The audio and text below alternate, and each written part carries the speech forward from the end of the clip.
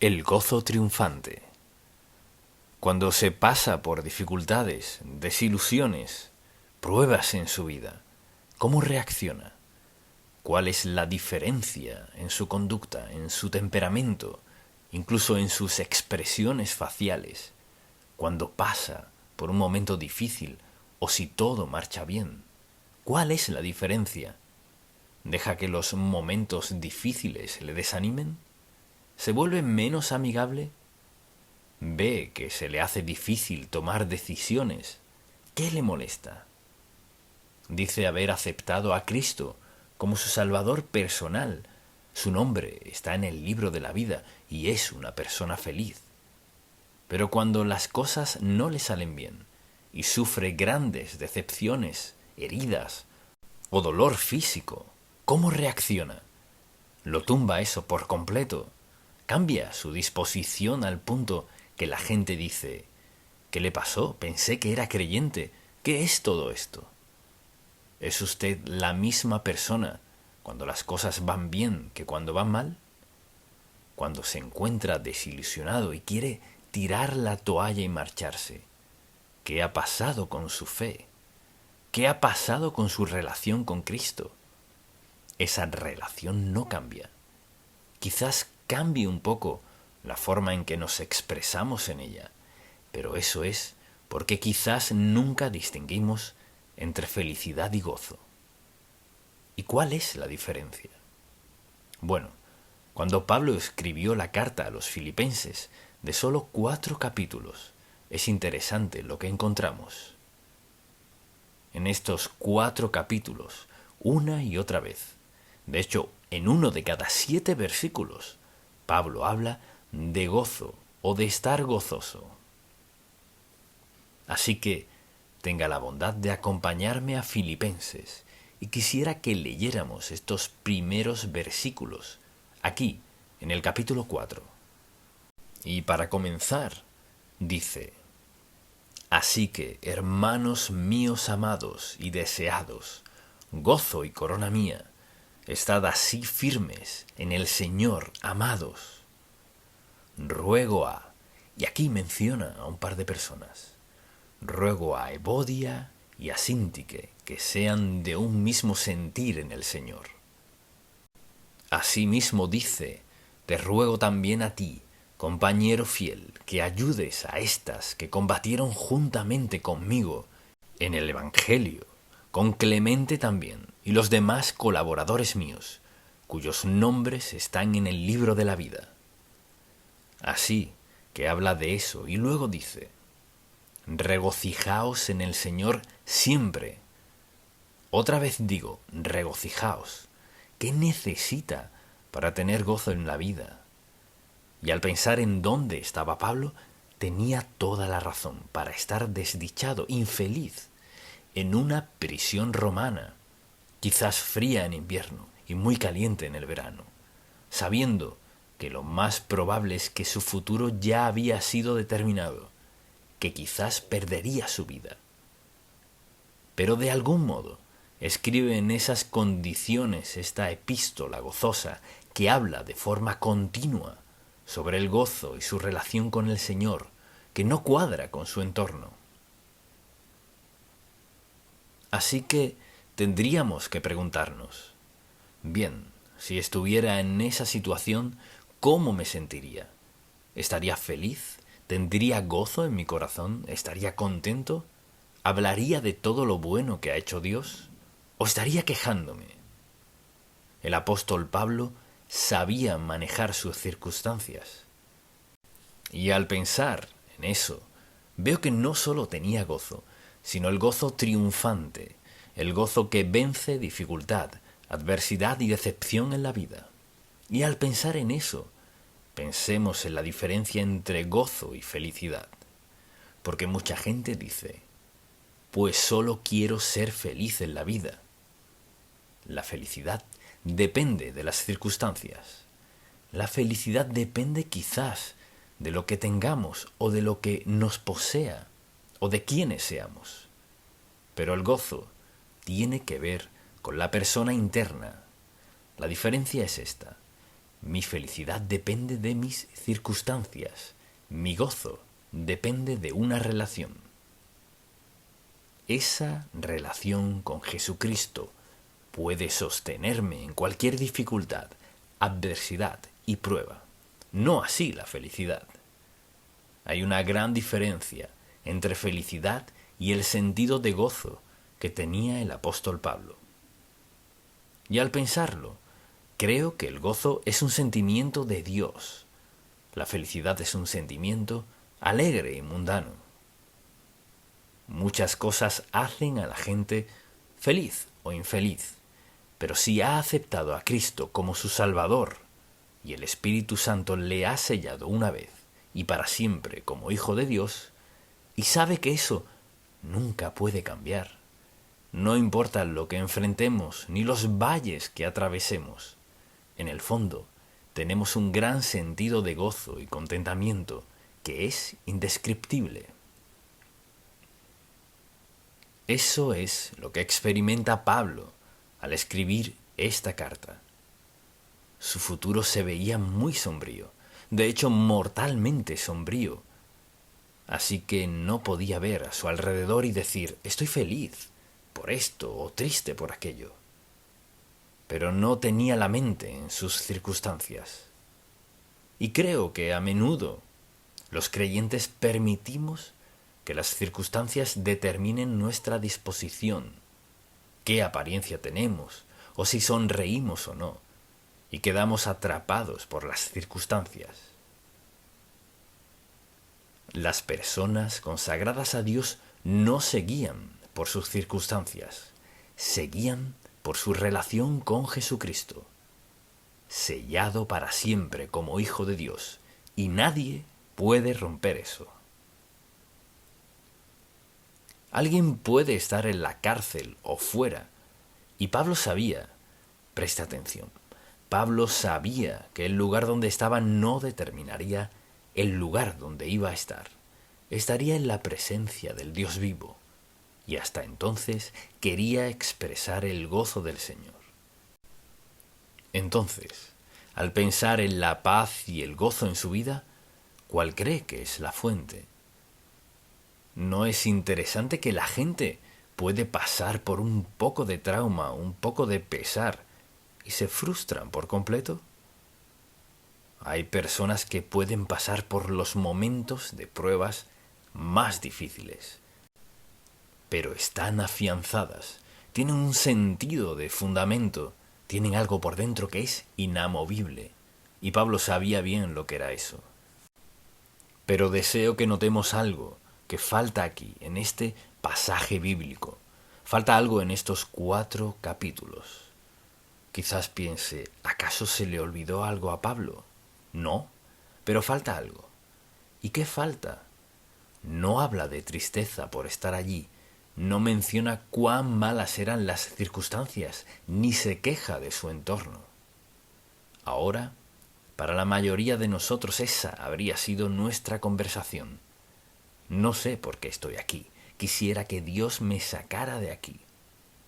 Mientras Pablo le agradecía a Dios por el siguiente soldado romano, que venía a ser su compañero por una sesión, le agradecía a Dios por la oportunidad de sentarse en una fría cárcel romana o calurosa, dependiendo del clima, y compartir la verdad del Evangelio. Piense en lo que les quedó a esos hombres. Estaban perdidos y quizás no creían nada, pero después de tener unas 3 o 4 sesiones con el apóstol Pablo, ¿cómo no creer? Porque no había explicación humana para que Pablo escribiera esta epístola maravillosa. Todos esos versículos hablan de gozo y de gozarse en el Señor. Porque Pablo sabía algo, pero preste mucha atención. Sabía lo mismo que nosotros sabemos, y lo tenemos todo por escrito. Él escuchaba a Dios hablar. Nosotros tenemos escrito todo.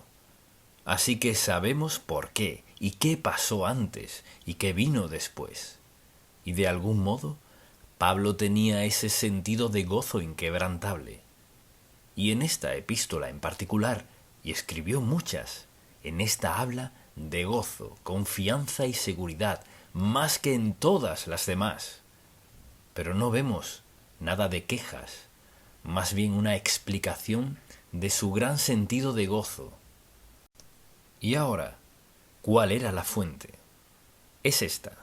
La fuente de su gozo era su relación personal y estrecha con Cristo. Nada más podría ser. Fíjese, tenemos el mismo privilegio que tuvo el apóstol Pablo hace 2000 años, el mismo privilegio. Jesucristo no ha cambiado. Y su plan es que a donde vayamos quiere estar en nosotros, que lo está mediante el Espíritu Santo, pero estar en nosotros para con otras personas. Y eso hacía el apóstol Pablo, se entregaba a ellos. Y cuando pensamos en su gozo era inquebrantable. Seguía gozándose en el Señor y alabándolo mientras estaba en la cárcel. Y entonces yo le pregunto, cuando las cosas se ponen difíciles para usted, acude a Dios en oración y le dice por qué deberían mejorar y menciona algunas respuestas a sus oraciones. ¿Se goza alguna vez en el Señor? Debo admitir que me tomó mucho tiempo sacar eso de las páginas a mi corazón para gozarme en el Señor y agradecerle cuando las cosas no marchaban bien. Mire, estos son los momentos cuando más crecemos. Estas son las circunstancias que nos hacen crecer. Aquí es donde vislumbramos lo que es la vida cristiana. La vida cristiana no se trata de que todo salga a nuestro modo y que la gente sea amable, buena, cerciorándose de que tengamos todo lo que queremos. La vida cristiana se trata de que Dios es lo que necesitamos, siendo el único que puede suplir nuestra necesidad. Y cuando digo que lo tuviéramos por sumo gozo, eso mismo significa. Ahora el coro puede cantar mucho de esto. Hacen una gran labor al cantar del gozo de Cristo, su poder y todo lo demás. Nos encanta escucharlos, ¿verdad? Pero, ¿diría con franqueza que tiene el gozo de Dios en su corazón? Quizás diga, bueno, estoy feliz en cuanto a algunas cosas. No, eso no es lo mismo que gozo. La felicidad viene y va. El gozo que viene de Dios se convierte en la base de nuestra vida cada día, sin excepción. Que pase lo que pase, esa base no se mueve. Y quisiera decirles a quienes creen que pueden ser salvos hoy y perder la salvación la próxima semana o el mes que viene, lo que enseñan algunos pastores no es más que un error. ¿Cómo puedo tener confianza y gozo en mi corazón si podría perder la salvación? Y alguien dirá, pero la gente peca contra Dios.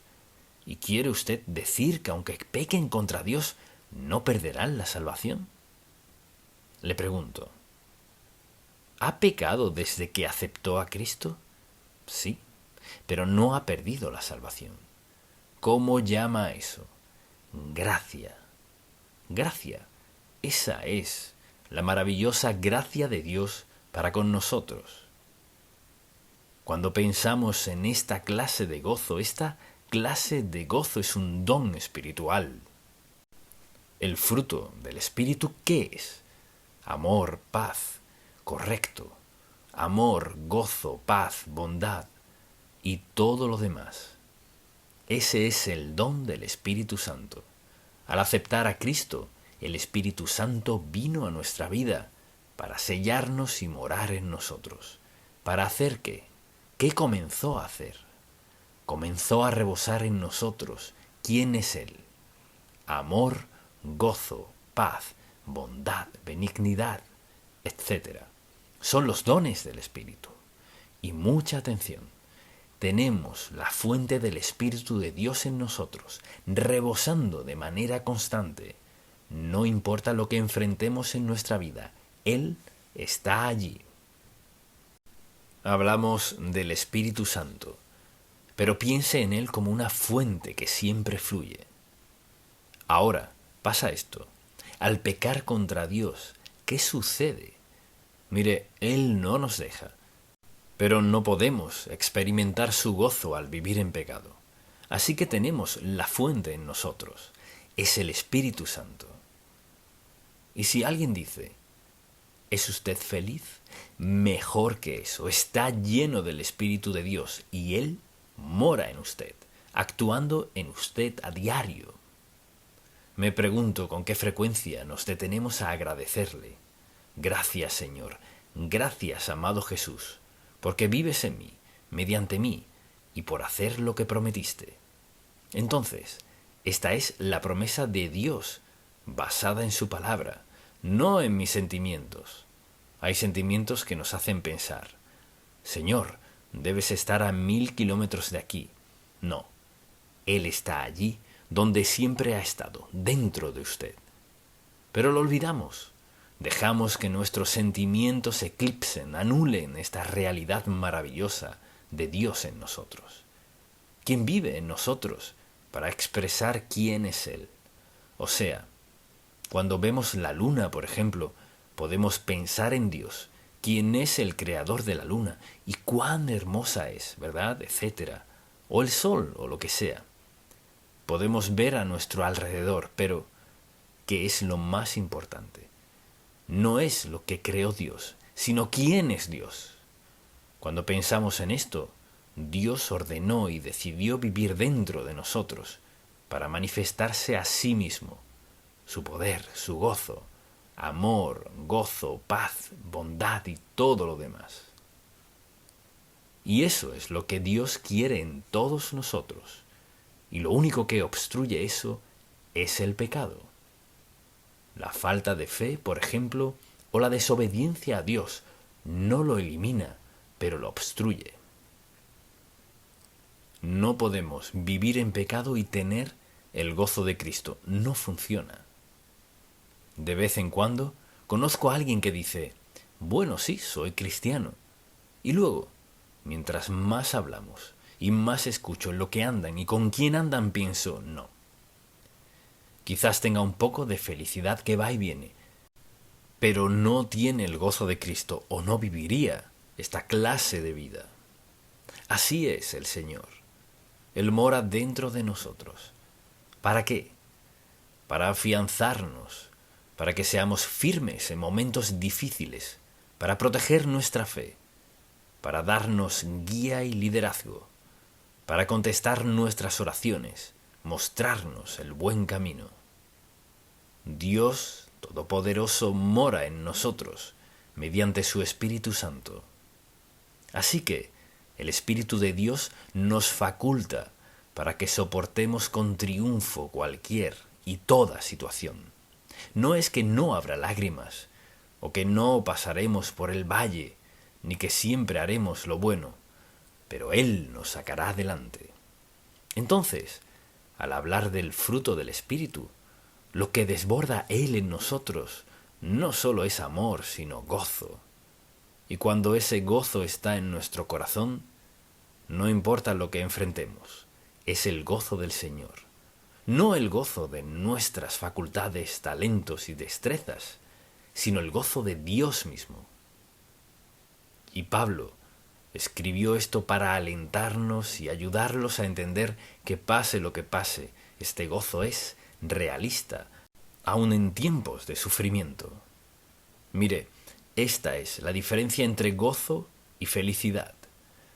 La felicidad se basa, presta atención, se basa en mi condición o mis deseos, o mi entorno, o mis amigos, o muchas cosas. El gozo se basa en mi relación con Cristo. Si quiere escribir algo, apúntelo. La felicidad se basa en mis condiciones, cualesquiera sean estas. El gozo se basa en mi relación. Mis condiciones y circunstancias cambian, a diario cambian. Mi relación con Cristo no cambia. Es una relación eterna, porque fuimos sellados con el Espíritu Santo del Dios vivo. Y Pablo pudo sentarse con soldados romanos y tuvo una relación con Dios que, sin importar lo que pasara, un día sería liberado de eso. Fue su relación, no su entorno. Todo a su alrededor lo habría llevado a la desesperanza y a una existencia deprimente. Pero aún en una celda romana había ese gran sentido de confianza y seguridad. ¿Le gustaron sus circunstancias? Claro que no. Pero mire, mucha atención. Nuestra relación con Dios no depende de nuestras circunstancias. Depende de una relación personal y estrecha que comenzó en nuestra vida al aceptar a Jesucristo como nuestro Salvador personal, aunque haya sido siendo niños o ya adultos. Así que no se trata de nuestra condición ni de nuestras circunstancias, sino de nuestra relación. No lo olvide. Su relación con Dios reemplaza todo lo demás. Sus circunstancias pueden cambiar y cambiarán, pero no su relación con Dios. Y creo que Pablo le daba gracias a Dios por eso. Y también le agradecía por el privilegio de sufrir. Solo porque pasemos por adversidad, dolor, sufrimiento y prueba, presta atención, no significa que Dios se haya movido un centímetro. Sellados por el Espíritu Santo hasta el día de la redención. Y al pensar en eso, ¿cómo podemos regocijarnos cuando sufrimos por dolor físico? Bien, varias razones. Podemos gozarnos porque tenemos a Cristo, quien camina con nosotros. No andamos solos. Dios nos dice, no te dejaré ni te desampararé. Una segunda razón. Dios tiene el control de nuestras circunstancias. Ese es un asunto importante. Dios tiene el control de nuestras circunstancias, no importa quiénes creamos ser. Dios está al mando de nuestras circunstancias. Tercera razón. Dios hará que estos momentos se tornen para nuestro bien, pase lo que pase. Cuando entendemos cómo es el verdadero gozo, entendemos por qué la adversidad y el dolor son sólo temporales. Además, no hay nada que pueda separarnos de su amor. Al considerar todas estas razones, y espero que las escriba, podemos agradecerle a Dios por lo que está haciendo en nosotros. Y quisiera leer un pasaje bíblico en 1 de Pedro.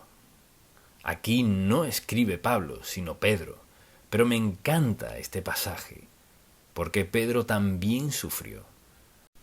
Pero en el versículo 3 del primer capítulo, bendito el Dios y Padre de nuestro Señor Jesucristo, que según su grande misericordia nos hizo renacer para una esperanza viva por la resurrección de Jesucristo de los muertos.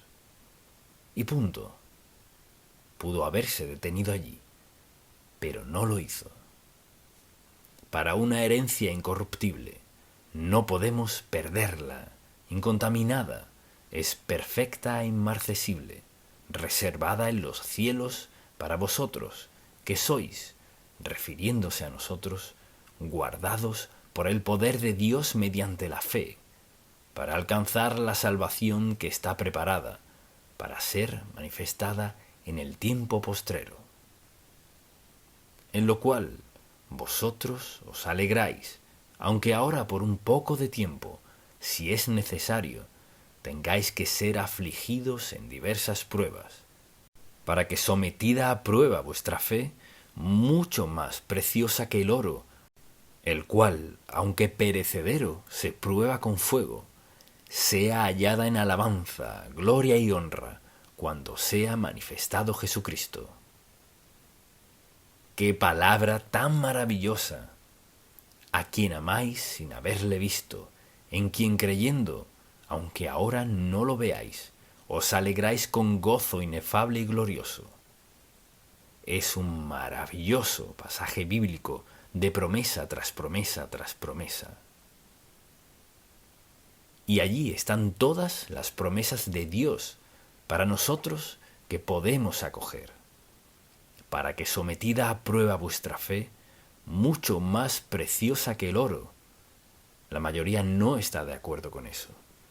Mire, para que sometida a prueba vuestra fe, mucho más preciosa que el oro, el cual, aunque perecedero, se prueba con fuego, sea hallada en alabanza, gloria y honra, cuando sea manifestado Jesucristo. ¿Tiene gozo en su corazón? No lo parece, no pareciera. El gozo del Señor Jesucristo no es un mero sentimiento, es una maravillosa seguridad y confianza. Rebosa dentro de nosotros por ser quienes somos en Cristo. Ahora, si no ha aceptado a Cristo como su Salvador, todo lo que ha escuchado lo ha pasado desapercibido. Y hoy deseo invitarle a decir: hice un desastre de mi vida y quiero ser salvo. Quiero que Dios cambie mi vida. Quiero poder apropiarme de lo que dijeron Pablo y Pedro en esos 2 libros de la Biblia. Quiero que Dios me cambie. ¿Lo hará? Claro que sí, sí lo hará. Y deseo animarle como seguidor de Cristo. Note que no dije miembro de la Iglesia, sino seguidor de Cristo, como dice ser, que permita que la palabra de Dios le cautive, le llene, rebose en usted, que pase lo que pase. Estos versículos y estas verdades nunca cambian y se aplican a toda persona sin excepción. No importa cuál sea la circunstancia, si está dispuesto a creerlas. Amén. Padre, gracias porque no desistes de nosotros. Gracias porque el apóstol Pablo sabía en su corazón lo que estaba pasando, pero no sabía que 2000 años después habríamos aprendido tanto por lo mucho que sufrió al descubrir quién eres y escribirnos para contarnos. Te bendecimos y alabamos hoy y nos gozamos por tu bondad, amor, misericordia, dolor, sufrimiento, pesar, pero con gozo, en el nombre de Cristo. Amén. La mano poderosa de Dios. A veces leemos la Biblia y sabemos que el relato es verdad, pero de algún modo no captamos el mensaje. Es muy importante que entendamos el mensaje de este pasaje bíblico, porque todos podríamos ser culpables de hacer lo mismo que hicieron estos egipcios.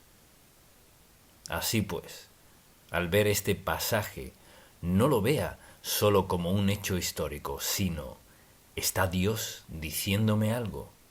¿Se encuentra un patrón aquí, en la vida del faraón, que pudiera verse en mi propia vida?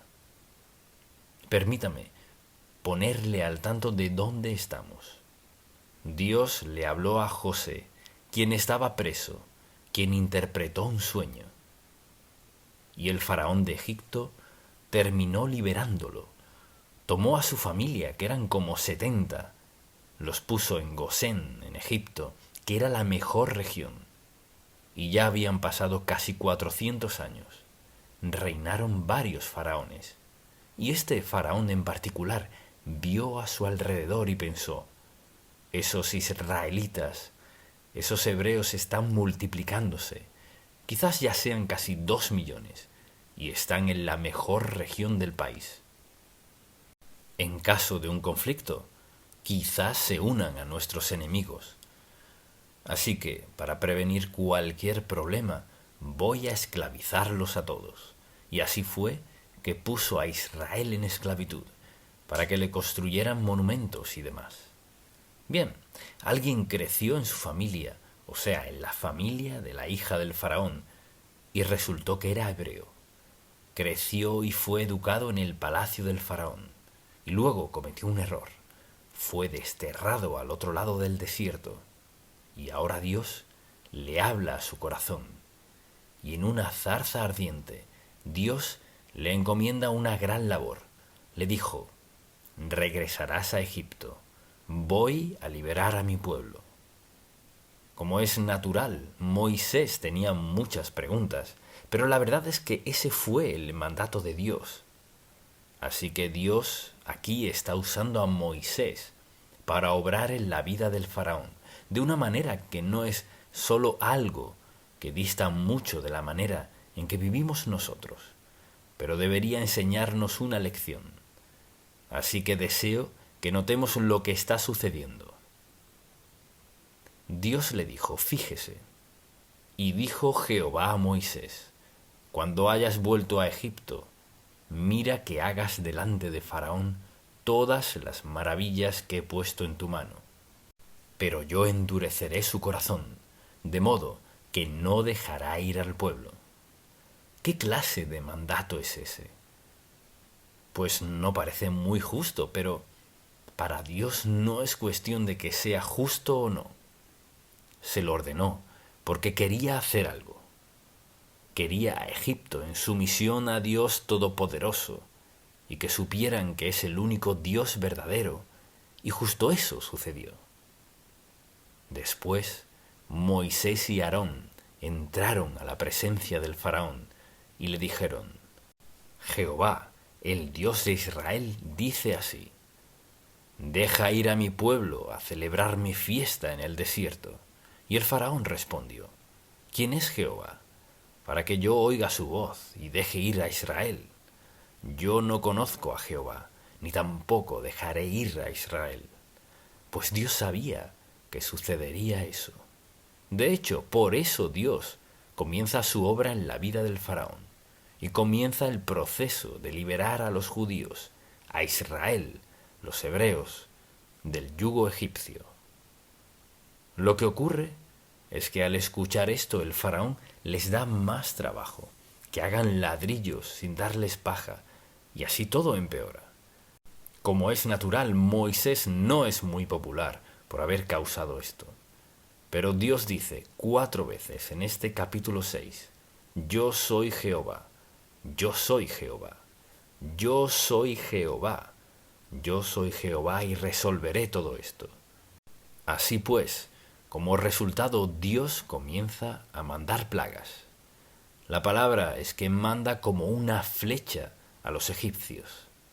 Así que, una por una, comienza a actuar en el corazón del faraón para que dejara ir al pueblo. Y sabemos que el resultado final es que fueron liberados. Y deseo que notemos lo que pasa aquí. Y es que Moisés se presenta al faraón y le dice, así dice Dios, deja ir a mi pueblo. Y en respuesta, como es natural, dice, no los dejaré ir. Y Dios dice, está bien. Lo que sucede es que Dios convierte las aguas del río Nilo en sangre. Ahora, el Nilo era como una fuente de vida para ellos, para alimento y transporte, y lo veneraban. Así que el Señor hizo esto, lo convirtió en sangre. La gente tenía que ir a la orilla del río a buscar agua para beber. Pasaron 7 días, y luego Dios volvió a mandar a Moisés y dijo, mira, quiero que dejes ir a mi pueblo, de lo contrario puedes esperar esto. Y como es natural, el faraón dijo, no los dejaré ir. Así que vino la plaga de las ranas, y dice la Biblia que venían ranas por todos lados, donde estaba la gente. Y dijo Moisés al faraón, dígnate indicarme cuándo debo orar por ti, por tus siervos y por tu pueblo, para que las ranas sean quitadas de ti y de tus casas. Así que las ranas estaban por todos lados. ¿Se imagina? Acostarse en la noche y de pronto sentir algo en los pies, y luego en las piernas. Por aquí, ranas, ranas. En el piso, en la calle, ranas, ranas, ranas por doquier.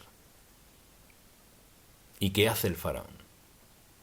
Llama a Moisés y le dice, mira, saca a estas criaturas de aquí y los dejaré ir. ¿Y qué hace? Decide no hacerlo. Presta atención, aquí hay lecciones en cuanto a tomar una decisión y luego no cumplir su palabra. El faraón dijo, los dejaré ir, quita las ranas y los dejaré ir, pero no los dejó ir. y Moisés tuvo que volver a confrontarlo, a pesar de todo lo que estaba ocurriendo. La siguiente plaga que mandó Dios fue piojos. De pronto todo Egipto estaba lleno de piojos. Imagínese estar lleno de piojos. Eso estaba pasando. Era tan grave que incluso el faraón le pidió: elimínalos y dejaré ir a tu pueblo. Pero no lo dijo en serio.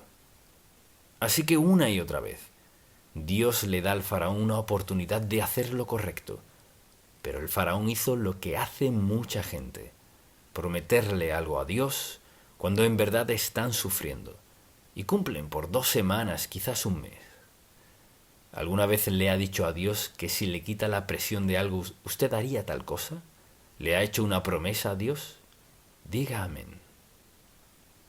¿Y alguna vez la ha roto? Diga amén.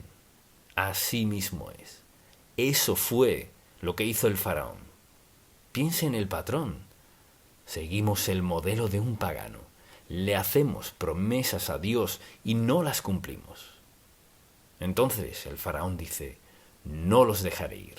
Y la Biblia relata que Dios manda insectos, toda clase de insectos, comienzan a penetrar por todo Egipto.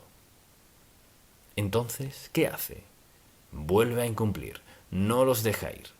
Así que tienen un enfrentamiento y luego surgen problemas difíciles por lo que sucede.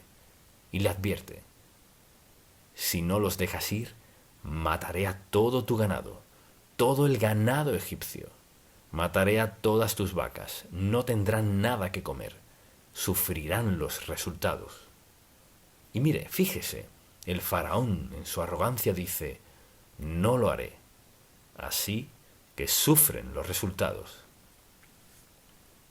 Ahora, toda la gente en Egipto sufría las consecuencias de todo esto como resultado de la decisión de un hombre, de actuar a su manera, de negarse a la orden de Dios y de negarle la libertad al pueblo de Dios. Porque lo que pedían al faraón era: queremos irnos por un tiempo a alabar y adorar a Dios. Pero él no los dejaba ir.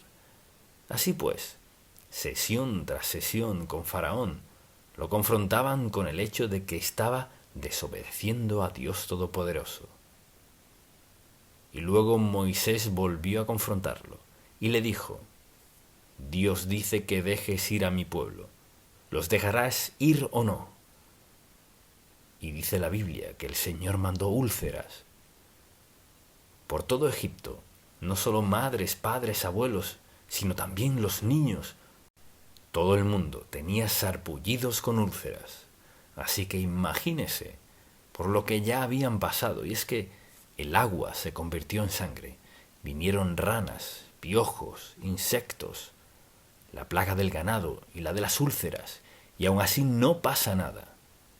Desde luego volvieron a confrontarlo, y esta vez hay granizo por todos lados, lo que acabaría con las cosechas y los animales. Se trataba de destrucción para decirle al faraón: deja ir a mi pueblo.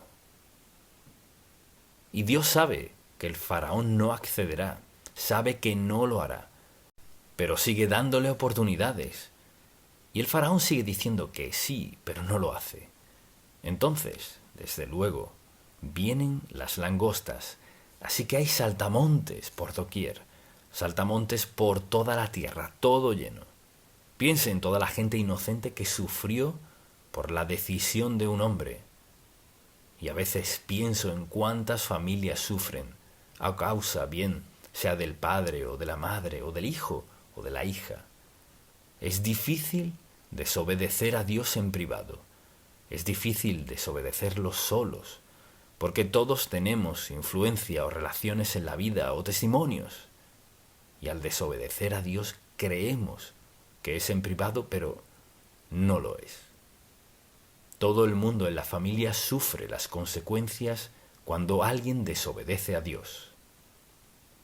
Pues bien, aquí está el líder de Egipto, el faraón, y se niega a dejar ir al pueblo de Dios, y todos sufren como resultado.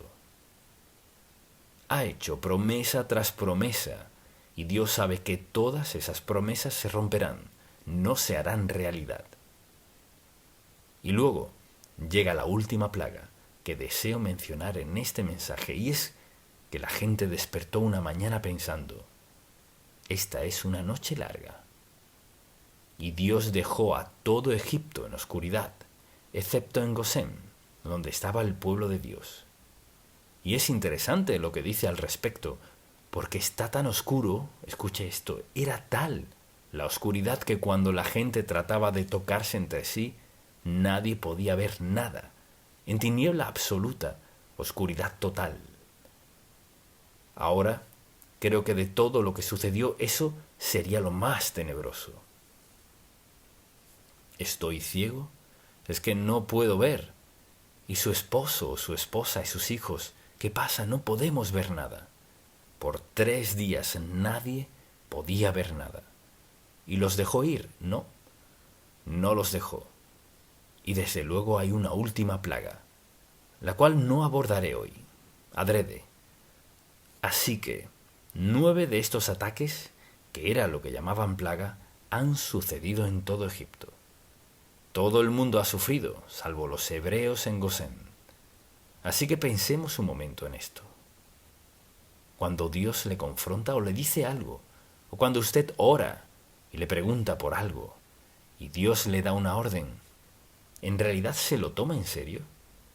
La mayoría de la gente piensa, pues si oré por eso y le pedí a Dios que me perdonara, pero no tenían la intención de cambiar ni su actividad ni su comportamiento. Pero dicen, Señor, por favor, perdóname en el nombre de Jesús. Amén. Dios sabía que no querían cambiar, o tal vez tengan un sentimiento momentáneo. Bueno, sí, cambiaré, quiero mejorar, pero no lo hará. ¿Está Dios mostrándonos la falacia de hacerle promesas que no pensamos cumplir? Y aunque planeemos cumplirlas, ¿no lo hacemos? O dicho de otro modo, llamémoslo por su nombre, desobediencia deliberada e intencional a Dios, siendo que Él nos ha mostrado con claridad lo que requiere de nosotros. Y es sorprendente cómo la gente cree que puede hacerle promesas a Dios y seguir como si nada hubiera pasado. Hacerle una promesa a Dios es algo muy serio. Y vemos que esto sucede en todos estos capítulos. El faraón no cumplirá su promesa porque así es su corazón, y Dios lo sabe. ¿Qué fue necesario para al fin convencer al faraón de que dejara ir al pueblo de Dios? Un gran desafío. Pero lo importante es esto. ¿Cuál es nuestra lección aquí? ¿Qué nos dice Dios? Creo que quizás todos hemos dicho en algún momento, sí, Señor, sí, muchas gracias, gracias por perdonarme, puedes contar conmigo. Pero en nuestros corazones quizás lo creamos posible, pero no estamos muy convencidos de que lo obedeceremos. ¿Cuántas veces hay que confesar nuestros pecados antes de ser perdonados? ¿Cuántas? Y la mayoría de la gente no sabe la respuesta a eso. Si confesamos nuestros pecados, Él es fiel y justo para perdonar nuestros pecados y limpiarnos de toda maldad. Pero si mi confesión solo es así de profunda, Dios ni la reconoce. Si mi confesión es del fondo de mi corazón, alma, espíritu, eso es otra cosa. Pero si digo, bueno, ¿acaso no dice la Biblia que confesión significa acuerdo? Sí, pero si en realidad estoy de acuerdo con Dios, desde mi corazón, mi espíritu, mi alma, hago una confesión genuina, un acuerdo sincero con Dios, haré un cambio en mi conducta, en mi conversación, en mi carácter, si en verdad lo dije de corazón. Así que todos cometemos errores. Todos pecamos a veces. Quizás sea algo breve o una situación no muy seria, o quizás sí lo sea. Pero lo que sea que le pidamos a Dios, que nos perdone, y sabemos de corazón que queremos esto, queremos alivio por el momento. Entonces, creo que mucha gente se encuentra en un estilo de vida de pecado, que han confesado por años y años, confesando lo mismo. Y la Biblia dice, si confesamos nuestros pecados, lo que significa que estamos de acuerdo con Dios al respecto. Estar de acuerdo con Dios y cambiar son dos cosas distintas. Y Moisés confrontaba al faraón. Y por fin el faraón tenía que coincidir, pero no tenía intención de cambiar. Hasta la última plaga. Y aún entonces no cambió. Y quizás diga, ¿por qué pasa tanto tiempo en todo eso? Por la sencilla razón de que creo que muchas personas llevan una vida que consideran muy buena. Pero la pregunta es, ¿cuál es la condición de su corazón? O sea, cuando está solo, cuando es solo usted y Dios, es genuino y honesto con Dios, cuando confronta pecado en su vida, cuando surge algo y sabe que debe confrontarlo, solo le hace una promesa a Dios y la asegura, o en verdad trata el asunto. Si confronto el pecado significa que no solo lo confesaré y estaré de acuerdo con Dios, sino que me alejaré de eso. Quizás flaquee, pero me alejaré de eso. Si mi confesión es lo único que hago y sé en mi corazón que volveré a pecar, haré lo mismo otra vez. ¿Es aceptable para Dios confesar y estar de acuerdo si sabemos en nuestro corazón que volveremos a lo mismo? Presta atención. Al ver lo que Dios le hizo a toda una nación por no reconocer a Jehová Dios como Dios, por no liberar a su pueblo, para Dios cumplir su propósito, estuvo dispuesto a causar gran daño, gran sufrimiento, gran prueba para lograr su propósito. Y al ver este pasaje pienso, Señor, ¿cuánto evangelio hemos escuchado en este país? ¿Quién en este país quiere saber la verdad? Pueden escucharla, pueden encender el televisor o la radio o ir a la iglesia o hablar con algún amigo cristiano si quieren saber.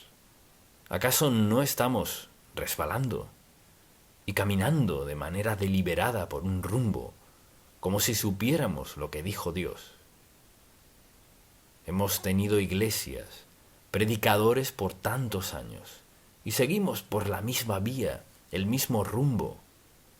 Iremos en una dirección hasta tal punto que Dios diga no más.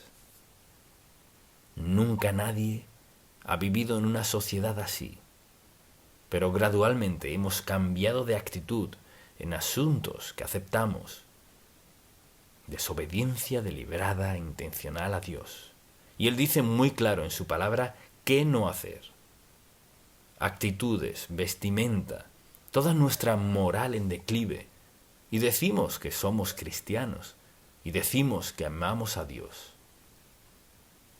No se trata solo de personas perdidas, sino el pueblo de Dios cede en sus convicciones y piensa, si le pido a Dios que me perdone, seguro lo hará.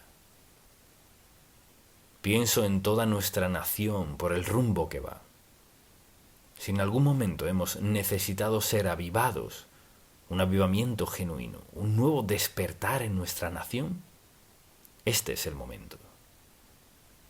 Cuando escuchamos a toda la gente que está dando sus discursos y todo lo que prometen, etc., pensamos, ¿hacia dónde vamos? Vamos por un mal rumbo. Y sufriremos las consecuencias por desobedecer a Dios de manera intencional y deliberada. Sus caminos, sus mandatos, su verdad, sus reglas y sus oportunidades. Así que, al leer estos capítulos, no puedo detenerme con solo esto, en lo que a la verdad respecta, porque la verdad está en todo este libro, y ya sea una nación o un individuo, el pecado contra Dios tiene una penalidad. Y ahora seré breve al decir esto. Vamos en una dirección desastrosa en la vida de esta nación, a menos que el pueblo de Dios comience a orar y a clamar a Él, para que Dios cambie las mentes y las actitudes de la gente. Así que el principio es este: si obedecemos a Dios, seremos bendecidos. Si desobedecemos a Dios como nación, Sufriremos las consecuencias. Todo Egipto sufrió las consecuencias de su desobediencia a Dios Todopoderoso. Es un principio, no solo una historia. No es solo un suceso de hace años, también es un principio. Si una nación desobedece a Dios, si le da la espalda a Dios.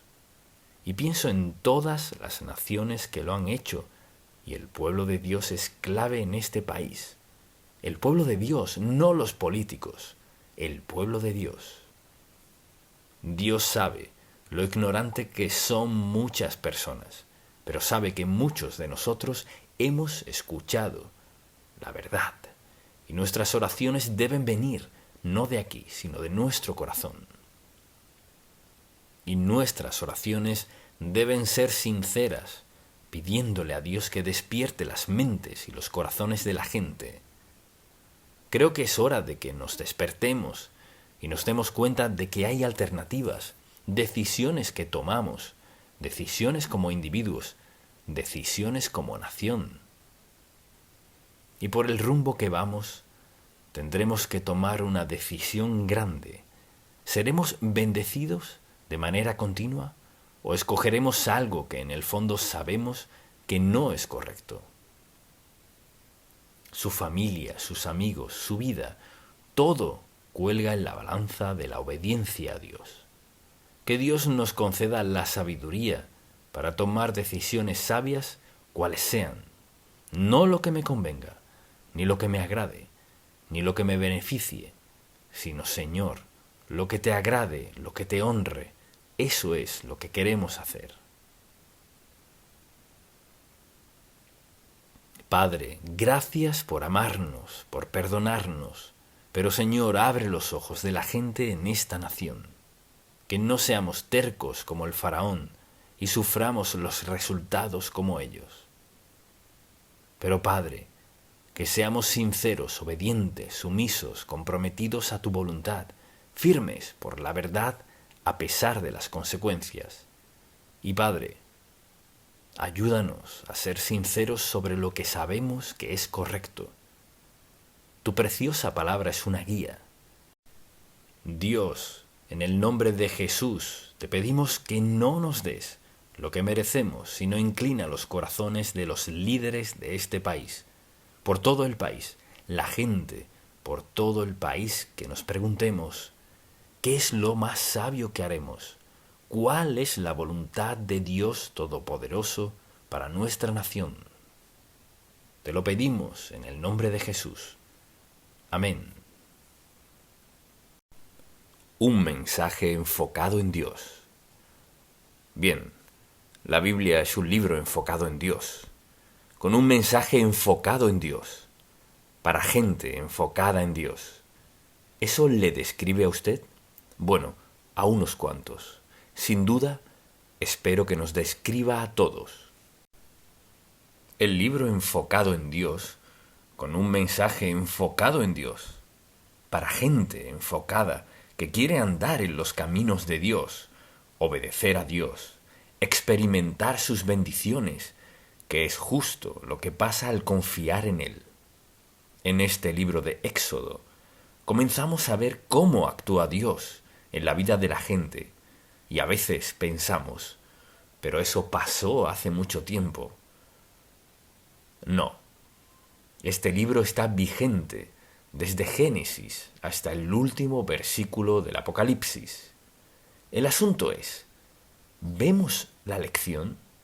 ¿Vemos lo que Dios está diciéndonos? Porque la Biblia no tiene nada de obsoleta. Si no la vemos como un libro enfocado en Dios, con un mensaje enfocado en Dios, para otras personas enfocada en Dios, ¿qué haremos con ella? La pondremos en un estante y diremos, esa es una de mis Biblias. Pero si la vemos como un libro guía, como una forma de vida, con lecciones prácticas para nuestra vida, entonces la Biblia es un libro enfocado en Dios para nosotros. Y hay dos maneras de vivir, conforme al libro y olvida el libro. Y sabe lo que ocurre cuando vemos a alguien que vive sin una relación con Dios, sin una relación con Cristo y sin interés en la palabra de Dios. Así que le invito a buscar el capítulo 6 de Éxodo y deseo mencionar un par de cosas aquí antes de profundizar en todo esto. Habían ido al faraón varias veces pidiéndole que dejen ir a los hebreos y siempre contestaba que no cada vez. Jehová respondió a Moisés: ahora verás lo que yo haré al faraón, porque con mano fuerte los dejaré ir, y con mano fuerte los echará de su tierra. Habló todavía Dios a Moisés, y le dijo: yo soy Jehová. Ahora, una y otra vez dice en este pasaje bíblico: yo soy Jehová, yo soy Jehová, yo soy Jehová, yo soy Jehová. Y Dios quiere hacer una declaración acerca de nuestra relación con Él, esa relación en nuestra vida. ¿Y qué es lo principal? ¿Cuál es la lección de este pasaje? ¿Qué estará Dios diciéndonos? Dios tiene una voluntad para todos y es conforme a su mejor plan. Él conoce nuestras facultades, talentos, destrezas, lo que sea. Entonces, lo que sucede aquí es que el pueblo de Dios había estado en esclavitud todos esos años. Dios llamó a Moisés, después de llegar a los 80 años, para que confrontara al faraón, que los dejara ir. Y como es natural, no quería dejarlos ir. Habían estado en esclavitud y habían estado haciendo todo el trabajo. Así que pensemos en toda esta idea de la voluntad de Dios para nuestra vida y cómo obra Dios y cómo lo que parecieran coincidencias son parte de la voluntad divina. Entonces, al ver este pasaje, deseo que veamos un par de lecciones que creo que se aplican a todos nosotros. Dice una y otra vez lo que hará. Asimismo, dice en este pasaje una y otra vez: yo soy Jehová, yo soy Jehová, yo soy Jehová, yo soy Jehová. ¿Está usted de acuerdo en que Dios es el Señor de su vida? Bueno, unos cuantos aquí en medio lo están. ¿Y usted? ¿Siente a Dios como el Señor de su vida? O sea, Dios tiene el control, al cual usted se rinde, pues quiere lo mejor para su vida. Así que allí estaba este gran siervo de Dios, quien creció en Egipto, en el palacio del propio faraón, desterrado al otro lado del desierto. Y ahora, Dios le decía a la edad de 80 años: tengo la labor más importante. Y aquí es donde nos metemos en problemas. Cuando no podemos descifrar cómo quiere Dios que hagamos algo, titubeamos al hacerlo. Y como resultado, nos salimos de la voluntad de Dios. Y Él no puede lograr lo que quería hacer en nuestra vida. Pienso en mucha gente que ha pasado la mitad de su vida, o la mayor parte, y todavía se preguntan qué tenía planeado Dios cuando nacieron. La verdad es que Dios tiene un propósito para cada uno de nosotros, y es un gozo descubrir ese propósito. A veces es aterrador. Debe haberlo sido para Moisés. ¿Quieres que vuelva y le diga al faraón que deje ir al pueblo? Y, Señor, sabes que no lo hará.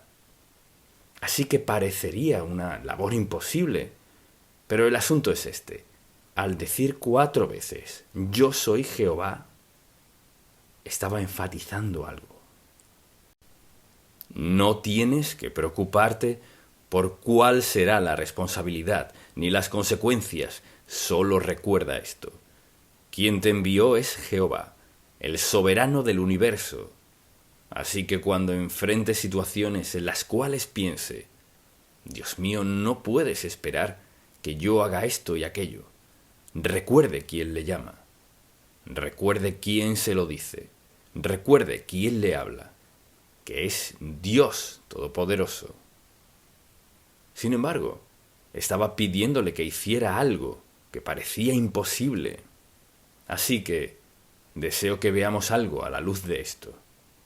Lo que sea que Dios le llame a hacer, Él asume toda la responsabilidad.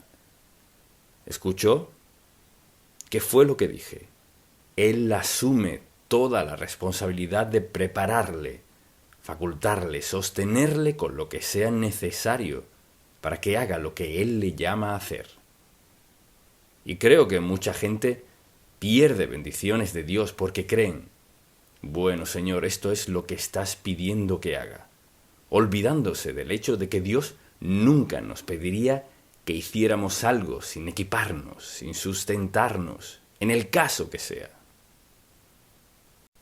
Y lo que le pedía a Moisés era imposible, desde todo punto de vista humano. O sea, Señor, estás pidiéndome que vuelva donde me expulsaron y le pida al faraón, quien gobierna el mundo, en lo que a ellos respecta, que haga algo. Así es. Pues piense en esto. Sea bendecido con la idea en sí de que Dios lo escoja a usted para hacer lo que sea. Es decir, si Dios Todopoderoso, el soberano del universo, decide pedirle que haga esto o aquello, o lo que sea, siéntase bendecido por el hecho de que Dios ve potencial en usted, y con su mandato, su orden, su responsabilidad, su solicitud, viene con todo lo necesario para facultarle, para que cumpla lo que sea que le mande. Y recuerde que dijimos que este es un libro enfocado en Dios. Su mensaje está enfocado en Dios. Todo se enfoca en Dios. Y siendo eso cierto, ¿cree usted que lo que sea que Dios le llame a hacer, Él le facultará para que lo haga? Unos cuantos aquí lo creen. Piénselo. ¿Cree que Dios le facultará para hacer lo que sea que Él le pida que haga? Entonces debe mantenerse receptivo a lo que sea que Dios le pida que haga, ¿verdad? Entonces, ¿por qué está titubeando? Tal vez Dios le ha dicho algo acerca de su trabajo, de su matrimonio, de su hogar, en el caso que sea. Sobre su salud, Dios puede equiparle, facultarle, darle lo que sea necesario para lograr su voluntad, su propósito de vida. Así que Dios se ha comprometido con Moisés. Te envío a hacer una labor imposible, pero iré contigo. Yo soy Jehová. Yo soy Jehová. Yo soy Jehová. Yo soy Jehová y haré esto. Y lo promete una y otra vez. Por eso es que la oración es tan importante en nuestra vida, porque cuando nos humillamos ante Dios en quietud y le pedimos que nos hable al corazón, ¿qué hará Dios? Nos dará dirección para nuestra vida. Y con esa dirección, mire, esa dirección tal vez no tenga que venir sino una sola vez. Pero la seguridad y el aumento de nuestra confianza tal vez venga una y otra vez, porque Dios sabe que ciertas cosas que nos pide no vemos cómo podríamos hacerlas. Creo que todos coincidiríamos con Moisés en este aspecto, estando en ese momento de su vida. Primero de todo, había sido desterrado de Egipto, y ahora Dios lo mandaba regresar para liberar a toda una nación de 2 millones de personas, sin tener un ejército ni nada, salvo la palabra de Dios. Y mire, solo necesitamos la palabra de Dios para obedecerle. Mucha atención. Cuando Dios nos dice que hagamos algo, con ese mandato está todo lo necesario para ser obedientes a Dios. Y a menudo la gente va en la dirección correcta. Quieren hacer lo que Dios quiere que hagan. Y por no saber cómo, o sea, no todo les cuadra, y dicen, bueno, Dios mío, debes estar hablándole a alguien más. Pues es natural. Quizás Moisés pensaría lo mismo. ¿Cómo le habló Dios? Le habló mediante una zarza ardiente que nunca olvidaría. No le susurró en la oscuridad. En la zarza ardiente le dijo: estoy mandándote a hacer una labor imposible, pero voy contigo, y conmigo estará tu poder, porque ejerceré mi poder mediante tu vida para llevar todo a cabo. ¿Cuántas veces hemos perdido oportunidades en la vida por interpretar la oportunidad con la perspectiva con la cual nos vemos nosotros mismos? Pues yo nunca podría hacer eso, pues eso nunca funcionaría para mí. Dios debe estar hablándole a alguien más. No. Quizás usted diga, bueno, en este momento de mi vida Dios no podría hacer esto, no podría hacer aquello. No subestime lo que Dios puede hacer en su vida. Mire, puede que sea algo que más nadie considere que sea genial, pero usted sabe en su corazón, por ser quien es, por venir de donde viene, por su pasado y por lo que está ocurriendo en su vida, sabe que es algo maravilloso. Así que no compare el mandato de Dios para usted con su mandato para alguien más, porque Dios, en toda su sabiduría, sabe justo lo que usted es capaz de ser y de hacer, con su fortaleza, con su guía, poder, con su apoyo y con su aliento. Y al tener eso, nada es imposible. O sea, lo que Dios requiera de nosotros, con la petición, viene todo lo necesario para hacerlo. Por eso Dios le dice a Moisés 4 veces: yo soy Jehová, yo soy Jehová, yo soy Jehová, yo soy Jehová. Y por eso le dijo en este pasaje: yo pondré mi mano sobre Egipto, y sacaré a mis ejércitos, mi pueblo, los hijos de Israel, de la tierra de Egipto.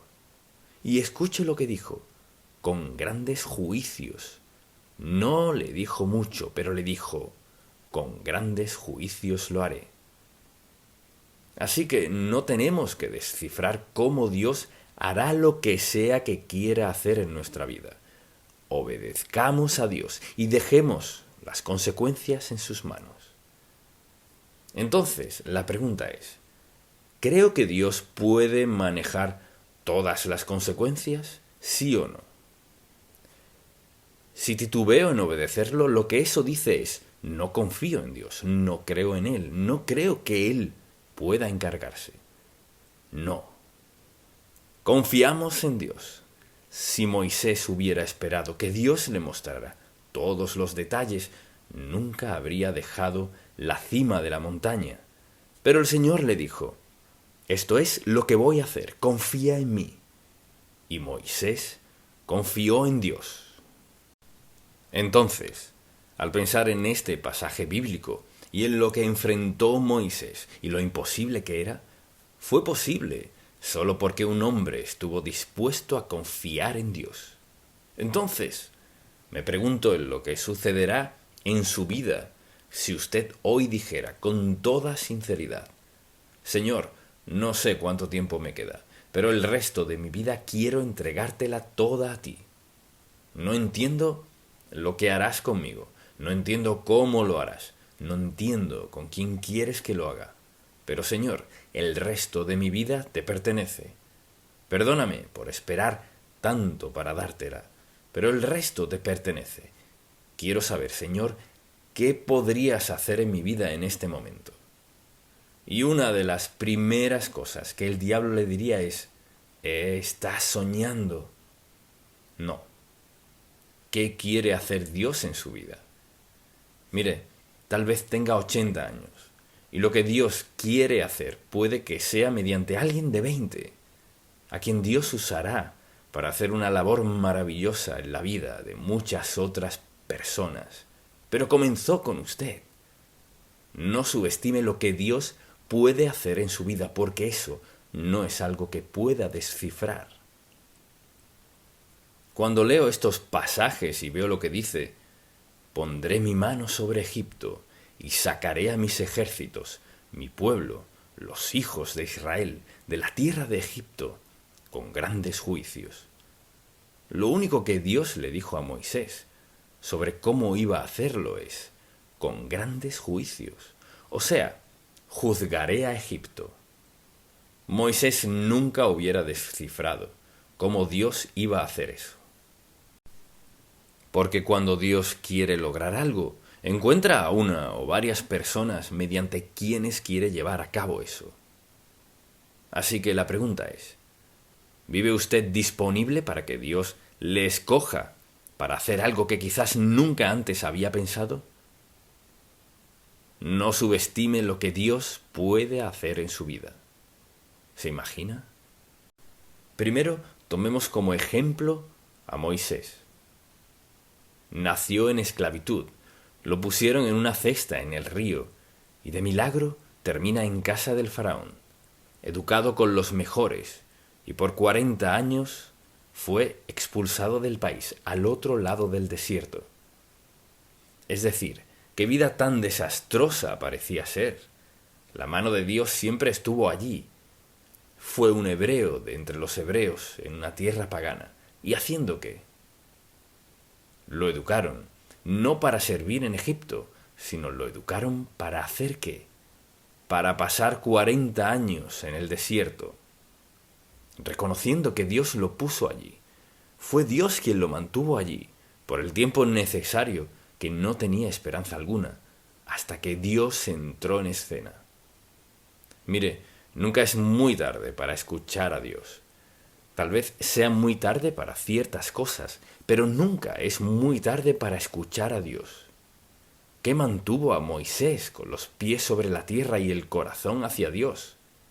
Esto: yo soy Jehová, yo soy Jehová, yo soy Jehová, yo soy Jehová. Yo los tomaré por mi pueblo, yo seré su Dios, los sacaré, les daré una posesión. ¿Qué estaba diciendo Dios? Por eso comenzamos este mensaje, simplemente con esto. La palabra de Dios es un libro enfocado en Dios, con un mensaje enfocado en Dios, para gente enfocada en Dios. Este es el libro, y no debe estar en un estante, sino en su mesa, enfrente suya, como sea. ¿Qué está diciéndole Dios? Usted dirá, bueno, no sé si eso se aplica en mi caso. Claro que sí. Mire, ¿cree que Dios ha sostenido todo esto por todos estos años y no se aplica a usted? ¿Qué parte no se aplica en su caso? Y usted a lo mejor dice, ¿y qué tal el relato de Daniel en el foso de los leones? ¿Eso no se aplica a mí? Pues más le vale que se aplique, por la sencilla razón de que hay muchos fosos aparte de los fosos de leones, ¿verdad? Por tanto, si anda en la voluntad de Dios y vive en su voluntad, nada puede tocarle más de lo que pudo tocar a Daniel. Todo eso no es sólo de historia, esto es vivir en el poder de Dios, para que tengamos ejemplo tras ejemplo de la gracia, el amor, la bondad, la misericordia, el perdón de Dios, purificación y vida eterna. Y de eso se trata este libro. Entonces, si no lee la Biblia, está engañándose usted mismo. Por eso Dios, quien conocía a Moisés a la perfección, le dijo, lo haré, y se lo dijo 11 veces. Y por eso fue que dijo, yo soy Jehová. Yo soy Jehová, yo soy Jehová, yo soy Jehová. 4 veces. ¿Por qué cree que Dios lo dijo tantas veces? Porque sabe que nuestras mentes están tan llenas de tantas otras cosas que quiere recordarnos que Él sigue siendo Dios y que sigue haciendo lo que prometió hacer y que sigue siendo el Dios del Antiguo Testamento y el Nuevo Testamento. Es el mismo Dios que llevó a un hombre, un pastor de ovejas, a liberar a 2 millones de personas para que sirvieran a Dios. Un hombre. No subestime lo que Dios quiere hacer en su vida. Y mire, no trate de compararse con más nadie. En la mente de Dios, usted no sabe lo que sucederá en la vida de esa persona que influenciará la vida de alguien, quien influirá en la vida de alguien más de una manera que nunca podríamos imaginarnos. Cuando leo esto una y otra vez, veo en estos pocos versículos, él dice: lo que yo haré al faraón, los sacaré, los libraré, los redimiré, los tomaré, seré su Dios, sacaré, daré, haré. ¿Hará todo eso? ¿Por qué cree que Dios le dijo eso tantas veces? Porque sabía que Moisés tendría muchas razones para dudar de Dios. Yo fui su enemigo y me mandas de vuelta. Soy pastor de ovejas. Además, ¿qué grupo tan confuso es este? Además, quizás me quiten la vida si regreso. Piense en todas las razones justificables que Moisés tendría que dar. No puedo hacer eso. Eso sería ridículo, un suicidio. Me pondría en ridículo. Nunca me aceptarían. Soy un enemigo. No podría hacer eso.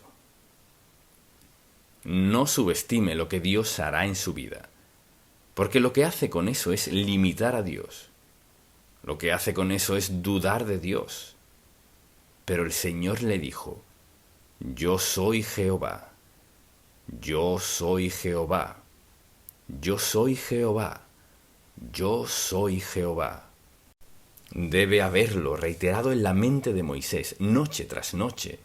Yo soy Jehová, yo soy Jehová, yo soy Jehová, yo soy Jehová. No subestime lo que Dios puede hacer en su vida. Quizás usted tenga una conversación con alguien que cambie su vida, la cual Dios usará para cambiar muchas otras vidas. Y usted dirá: pero si acaso... olvide los peros y las condiciones. Solo diga: Señor, heme aquí. Lo que quieras hacer en mi vida, Señor, aquí estoy. Confiaré en ti. Quizás no he confiado en ti desde hace años, pero el resto de mi vida confiaré en ti. Solo quiero ver lo que puedes hacer en mi vida, Señor. Nunca tiene que preocuparse de que Dios falle. Él lo usará más de lo que se imagine si confía en Él. Y Moisés es un ejemplo perfecto de eso. ¿Quién soy yo, Señor? Y Dios se lo mostró. ¿Quién es usted? Dios se lo mostrará. Y puede tener una de dos respuestas. Puede salir pensando: bueno, un sermón más que se trató acerca de Moisés. No, se trata de usted y de mí. Es acerca de nosotros, se trata de todos nosotros, quienes proclamamos el nombre de Jesucristo como nuestro Salvador. Y mucha atención, por esta razón es tan importante. No sabe lo que Dios hará hoy mediante su vida, que usted no verá ni en una generación. Tal vez usted viva para hoy y Dios lo ve, pero Él también ve la influencia, el testimonio, su testimonio en la vida de alguien más.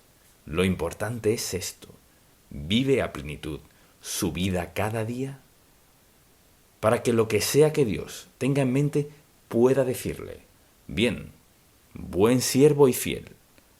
Si yo estuviera sentado allí y no fuera cristiano, pensaría esto: bueno, si en realidad eso es verdad, ¿qué debo hacer? Y contestaré esa pregunta. Entréguele su vida al Señor Jesucristo y diga: está bien, Dios mío, esto es lo que queda. Queda esto, Señor. Me entrego a ti. Y a lo que decidas hacer, la respuesta es sí. Quizás usted ya sea salvo y está sentado hoy aquí y tiene su vida muy bien planeada. O cree que la tiene. O cree suponer cuándo morirá. cuánto tiempo vivirá y todo eso. ¿Por qué no se olvida de todo eso? Y por los próximos 30 segundos, piense en esto. Dios mío, aquí estoy. Esto es todo lo que tengo para ofrecerte hoy. Pero me entrego a ti, para que el resto de mi vida demuestres lo que puedes hacer en alguien de mi edad, de mis facultades. Demuestres lo que puedes hacer conmigo el resto de mi vida. Aquí estoy, en el nombre de Jesús. Amén. Padre, te amamos, te alabamos, te bendecimos por perdonarnos y limpiarnos. Perdónanos, Padre, por nuestras dudas, nuestros temores. Perdónanos por tratar de programar nuestra vida mejor de lo que la has programado. Perdónanos, Padre, por pensar que hay ciertas cosas que no puedes hacer en nuestra vida, por limitar tus posibilidades, por limitar tu voluntad en nuestra vida. Padre, perdónanos por compararnos con otras personas, lo que pueden o no pueden hacer, o lo que creemos que podemos o no podemos hacer. Gracias por ser Dios admirable, indescriptible, invencible, quien puede hacer cualquier cosa y todo, y quien está esperando a que nos rindamos por completo a ti. Señor Dios, que cada uno de nosotros sea renovado hoy y diga sí, sí Señor.